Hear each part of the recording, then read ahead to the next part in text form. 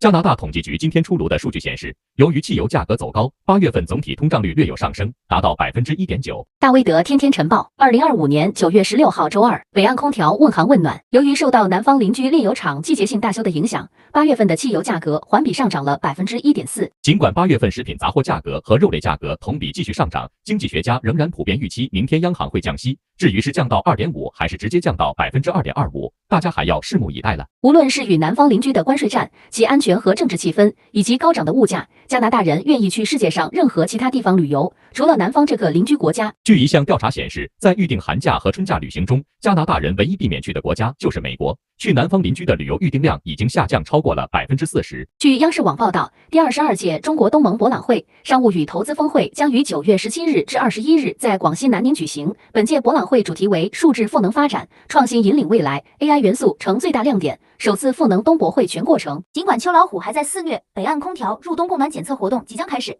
小伙伴们可以在西北温各群报名接龙。由 BCIT 专业培养认证的工程团队将为您和家人度过一个暖意融融的舒适冬季，保驾护航。